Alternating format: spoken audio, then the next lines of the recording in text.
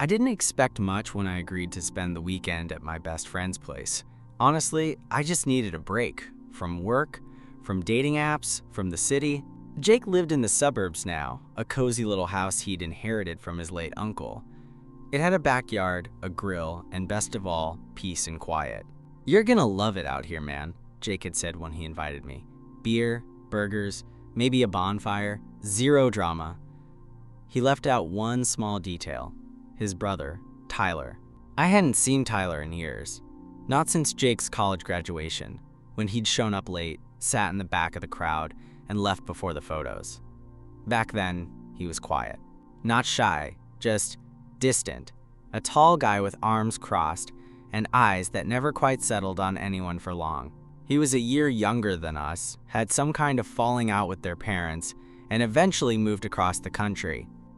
So I was surprised when I pulled into Jake's driveway Friday evening, stepped out of my car, and found Tyler sitting on the front steps, sipping from a bottle of beer like it was just another ordinary weekend. "Hey," he said, standing up and giving me a nod. "Tyler?" I blinked. "Damn, man, I didn't know you'd be here." Jake appeared in the doorway with a grin. "Yeah, forgot to mention. Tyler moved back a couple months ago. He's crashing here while he gets things sorted." "Right," I said, still a little thrown. "Good to see you." Tyler gave a half smile. "You too. Been a while." He looked different now. Less brooding, more filled out, shorter hair, broader shoulders. A calm, watchful way about him that was hard to read. He was still quiet, but not in the uncomfortable way I remembered. Just deliberate.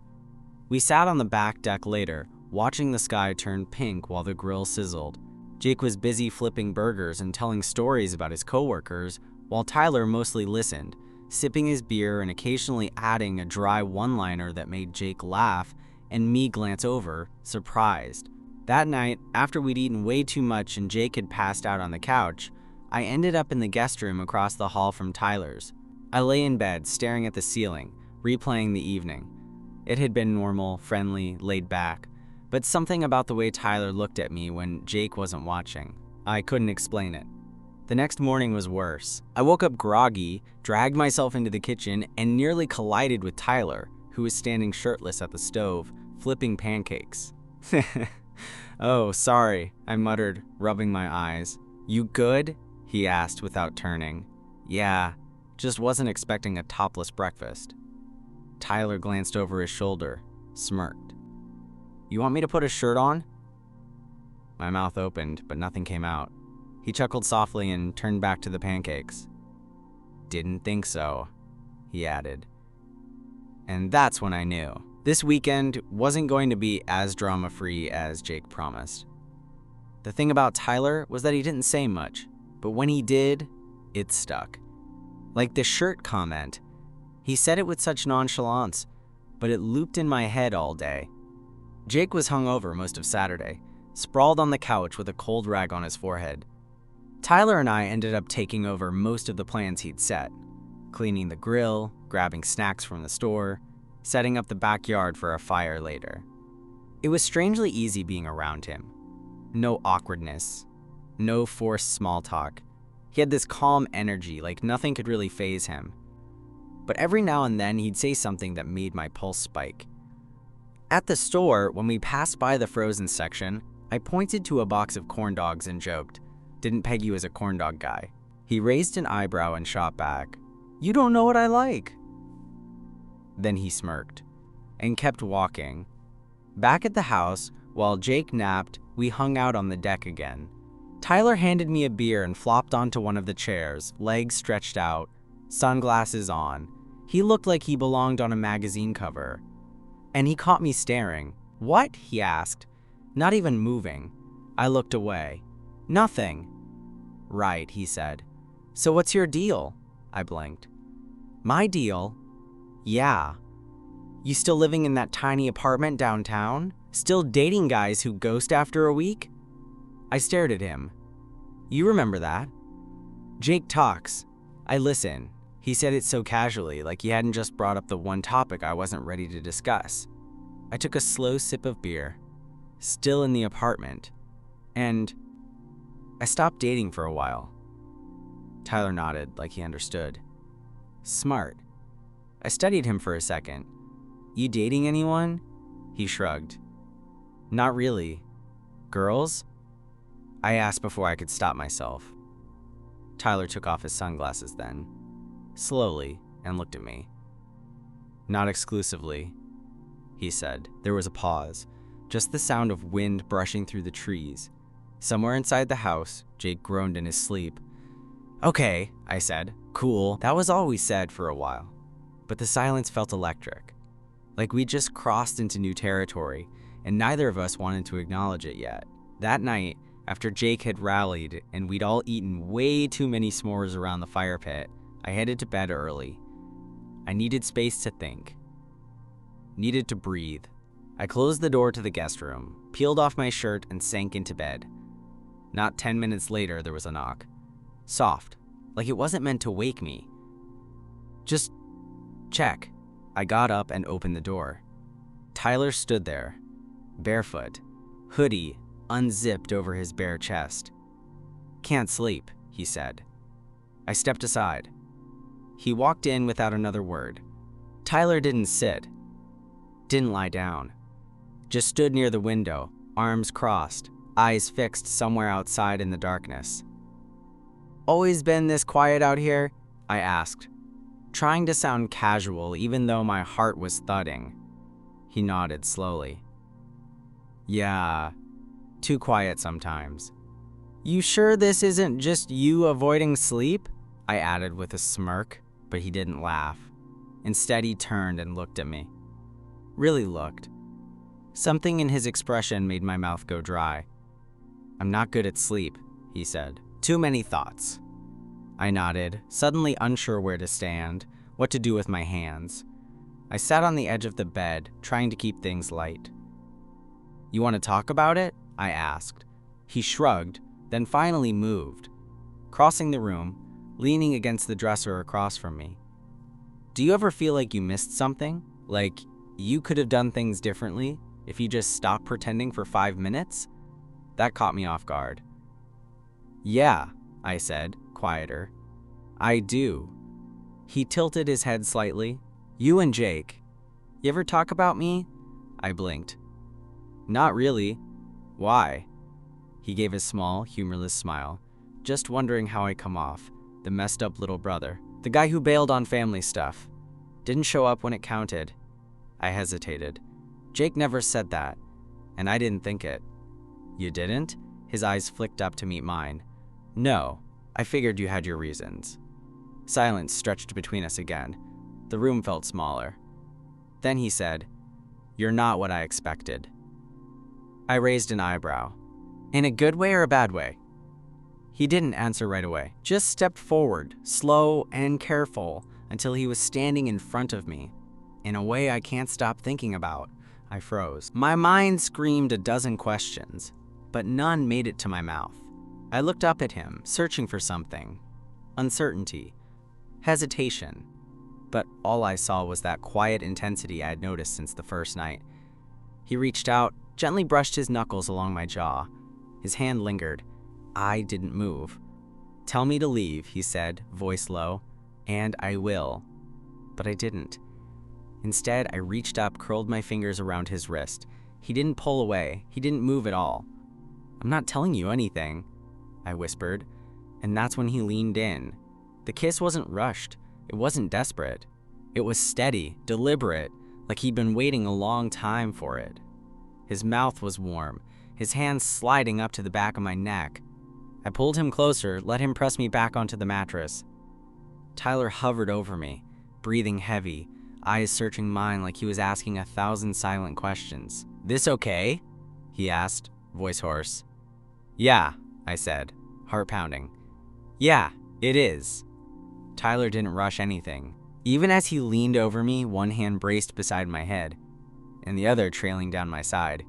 He moved like he had all the time in the world, like he wasn't afraid of being caught, or of what it meant. But I was. My thoughts were spinning. This was Jake's house, Jake's brother, and he was in my bed, his lips back on mine, his hand now slipping under my shirt like he'd done it 1,000 times in his head before tonight. I pulled back slightly, needing to breathe, needing to ask something. Anything.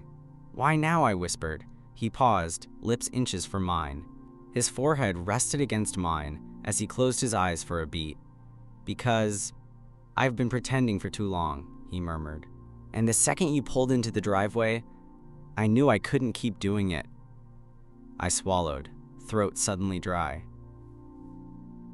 "And Jake?" I asked, barely louder than a breath. Tyler opened his eyes. "We're not doing anything wrong. Not unless you think it is." I shook my head. "I don't," I said, and I meant it. He leaned in again, softer this time, his lips brushing mine in a way that felt like a promise. We didn't say much after that. Words felt unnecessary. His touch said enough. The way he explored me slowly, his fingertips drawing patterns on my skin, his body pressing close as though he needed to memorize every inch of contact. I felt seen in a way I didn't know I craved. Eventually, he pulled back, settling beside me, his arm draped across my stomach, our legs tangled. "I didn't come in here planning this," he said quietly. I let out a breath. "Could have fooled me." He chuckled. "I just wanted to talk. I swear." "Okay. I maybe hoped something would happen," he admitted. "But I wasn't gonna push. I needed to see if you felt it too." I turned my head to look at him. Felt what? He didn't miss a beat. The shift. The pull.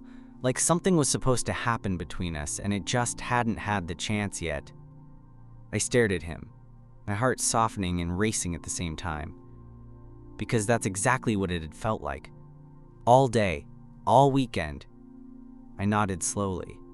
"Yeah, I felt it." We lay in silence after that. No pressure, no expectations. Just Tyler's steady breath and the slow rise and fall of his chest against my side. Outside, the wind picked up, rustling the trees. Inside, it was quiet. But I didn't sleep for a long time. Not because I was worried. Not because I regretted it. But because I was wondering what the hell was going to happen when morning came. I woke up to the smell of coffee. Sunlight spilled through the half-closed blinds, painting streaks across the room. I blinked, disoriented for a second, before I felt the weight behind me. Tyler's arm draped over my waist, his body warm against my back. His breath was steady, still asleep. My brain kicked into overdrive. This happened. He was here, in my bed, Jake's brother. And we'd crossed a line we couldn't uncross. I slid out from under his arm gently, trying not to wake him.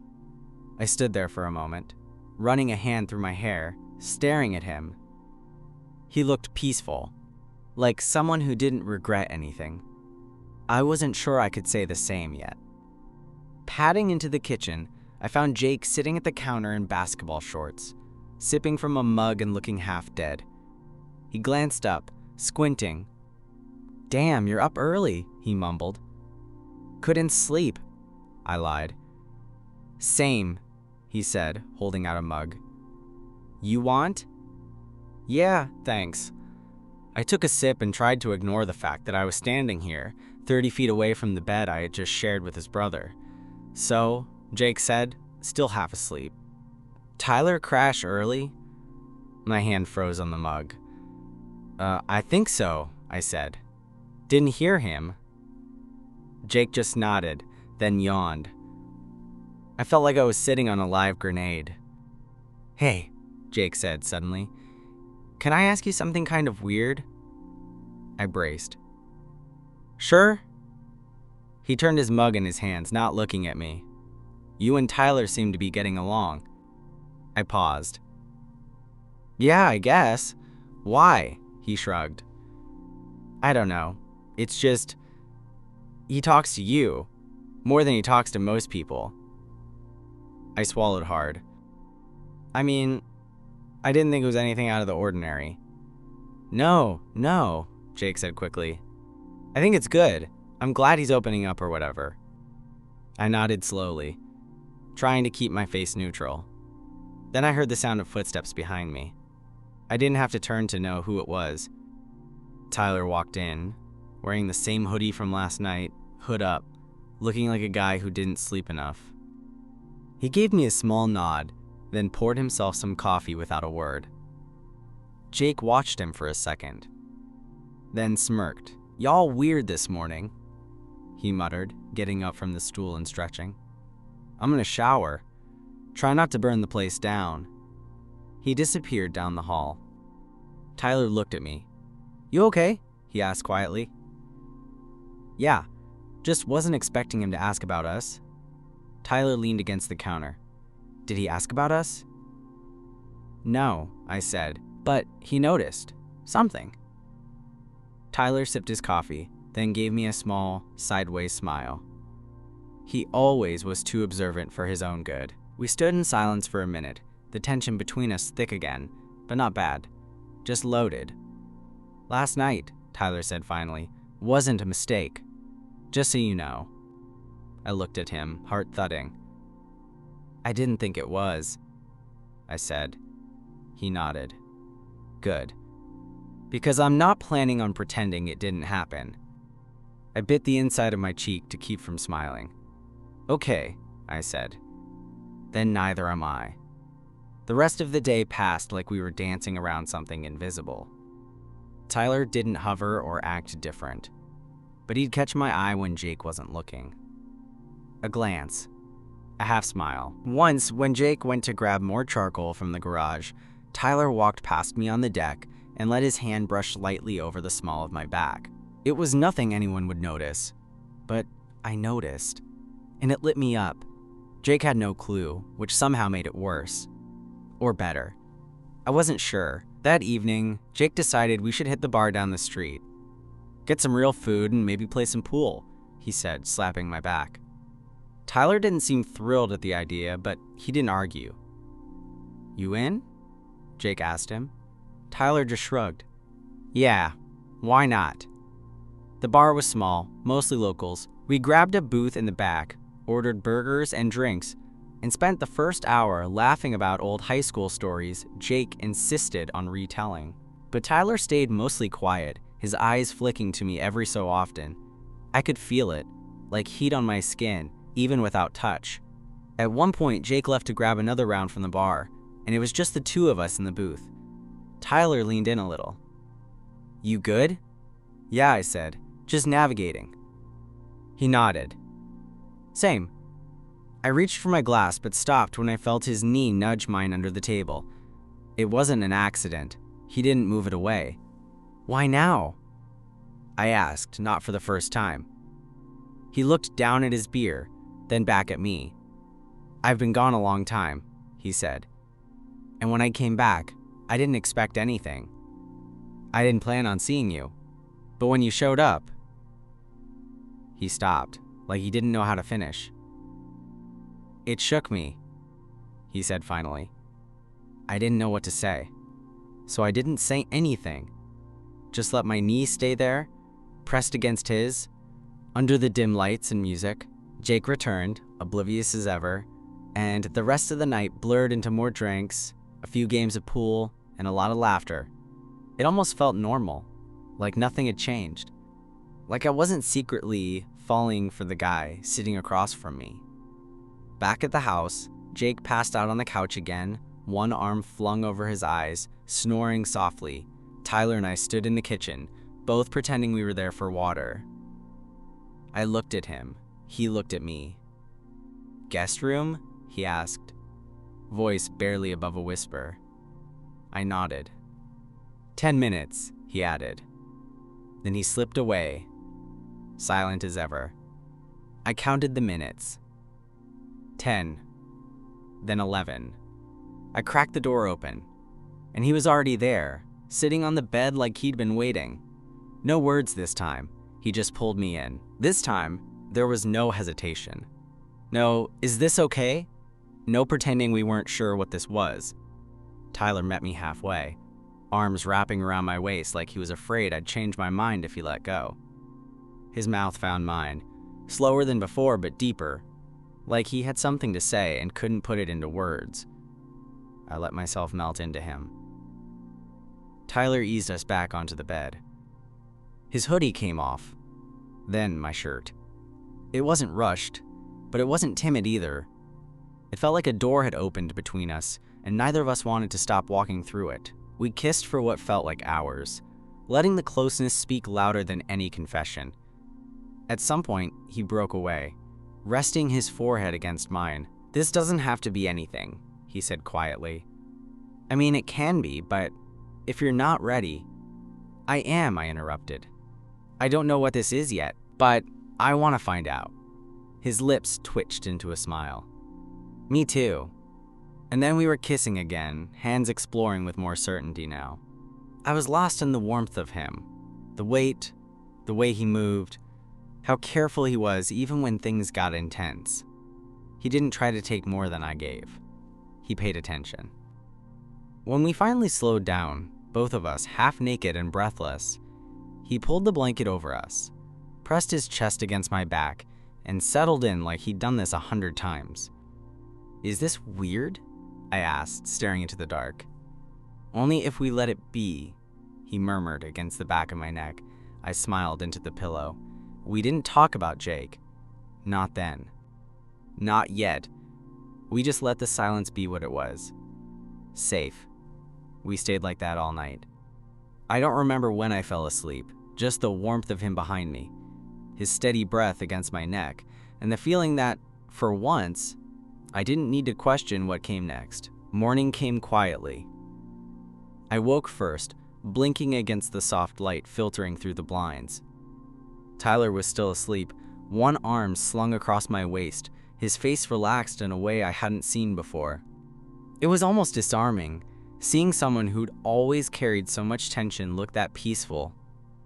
But my mind was already ahead of me. What now? We couldn't exactly sneak around all weekend. And Jake wasn't dumb. He'd notice eventually. Maybe he already had. I slowly eased out of bed, grabbed a hoodie, and stepped into the hallway. Jake was in the kitchen again, barefoot, coffee in hand. "Morning," he said without looking up. "Hey," I mumbled, pouring myself a cup. There was a pause. He glanced at me over the rim of his mug. "You and Tyler? Good?" he asked. I froze. He didn't sound accusatory, just curious, maybe even a little protective. "I think so," I said carefully. Jake nodded, then sipped his coffee. "I figured something was up," he said. "He doesn't look at people like that. Not usually." I felt a strange mix of panic and relief. "You okay with it?" I asked. Jake raised an eyebrow. "You happy?" I blinked. "Yeah, I think I am." "Then yeah," he said simply. "Just don't make it weird if it doesn't work out." I almost laughed. "You're surprisingly chill about this." Jake grinned. "Well, he's been through a lot. You're probably the first thing that's made him feel normal in a while, so don't screw it up."